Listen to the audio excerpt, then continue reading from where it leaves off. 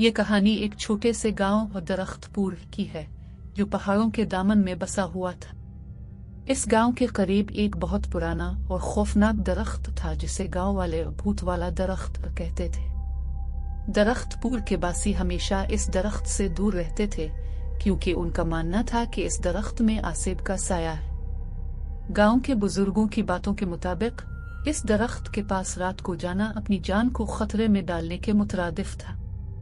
इस दरख्त की खौफनाक शोहरत बरसों से गांव वालों के दिलों में बसी हुई थी, मगर अजीब बात यह थी कि कोई भी सही तौर पर नहीं जानता था कि इस दरख्त में क्या राज पोशीदा है।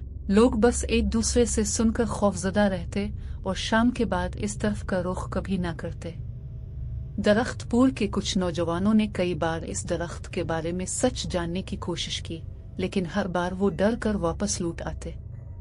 कहते थे कि जैसे ही वो दरख्त के करीब पहुंचते अजीब आवाजें सुनाई देती और उनके जिस्म में अजीब सा खौफ सरायत कर जाता। बुजुर्गों की कहानियों के मुताबिक यह दरख्त कई 100 साल पुराना था और उसके साथ एक बहुत खौफनाक वाकया जुड़ा था। कहानी कुछ यूं थी कि एक जमाने में गांव के करीब एक सौदागर आया करता था जो लोगों को कर्ज दिया करता था। वो बहुत जालिम और लालची आदमी था और लोगों पर जुल्म करता था। जब कोई कर्ज वापस न दे पाता तो वो सौदागर उसको दरख्त के नीचे ले जाकर कत्ल कर देता और उसकी लाश दरख्त के नीचे दबा देता। इसके मरने के बाद भी इस सौदागर की रूह दरख्त के आसपास भटकती रहती और वो किसी को भी दरख्त के करीब आने नहीं देती। कई सालों बाद गांव में एक नया खानदान आया जिसमें एक नौजवान लड़का अली भी शामिल था। अली हमेशा से भूत प्रेत की कहानियों में दिलचस्पी रखता था और इस दरख्त के बारे में सुनकर वो बहुत मुतासिर हुआ।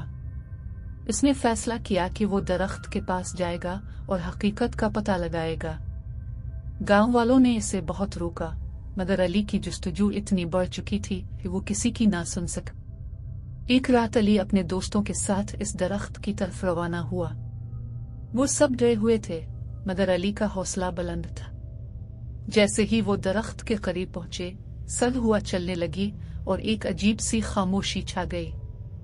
सब दोस्तों को यूं महसूस होने लगा जैसे कोई उन पर नजर रखे हुए हो। अली और उसके दोस्तों ने दरख्त के गिर्द चक्कर लगाना शुरू किया। अचानक अली को लगा जैसे कोई साया दरख्त के पीछे हरकत कर रहा है। वो जल्दी से इस तरफ गया, मगर वहां कुछ भी नहीं था। इतने में एक जोरदार चीख सुनाई दी जिसने सबको डरा दिया। अली के दोस्तों ने कहा कि वो फौरन यहाँ से निकलते हैं, मगर अली ने हिम्मत नहीं हारी। वो दरख्त के करीब बैठ गया और कुछ देर इंतजार करने लगा। कुछ ही लम्हों बाद एक सर्द हाथ ने अली के कंधे को छुआ। अली ने पलटकर देखा तो एक सफेद लिबास में मलबूस औरत खड़ी थी जिसका चेहरा खौफ से भरा हुआ था। अली को यूं लगा जैसे वो औरत कुछ कहना चाहती हो, मगर उसकी आवाज नहीं निकल रही थी। अली ने हिम्मत करके पूछा, तुम कौन हो? क्या चाहती हो? इस औरत ने अली की तरफ हाथ बढ़ाया और इशारा किया कि वो इसके पीछे आए। अली बगैर कुछ सोचे इसके पीछे चलने लगा। वो उसे दरख्त के पीछे ले गई जहां जमीन में एक छोटा सा कमरा बना हुआ था। इस कमरे के अंदर जाने पर अली ने देखा कि वहां पुरानी हड्डियां और कपड़े बिखरे पड़े थे। औरत ने इशारा किया कि ये उन लोगों की बाकियात हैं जिन्हें सौदागर ने मारा था। अली को समझ आ गई कि ये रूह दरअसल इन मासूम लोगों की है जो इस जालिम सौदागर के हाथों मारे गए थे। वो रूहें अब तक इंसाफ की मुंतजिर थीं और इसीलिए दरख्त के करीब आने वालों को डराकर भगाती थीं। अली ने गांव वापस आकर सबको यह हकीकत बताई। गांव वाले पहले तो यकीन नहीं कर सके, मगर जब अली ने उन्हें वो निशानियां दिखाएं जो उसने कमरे से निकाली थी तो सबको यकीन आ गया कि दरख्त के नीचे एक खौफनाक राज दफन है। गांव के बुजुर्गों ने एक रूहानी पेशवा को बुलाया जिसने इस जगह पर दुआएं की और उन रूहों को आजाद किया। इसके बाद दरख्त का आसिब खत्म हो गया और गांव वाले एक बार फिर सुकून से रहने लगे।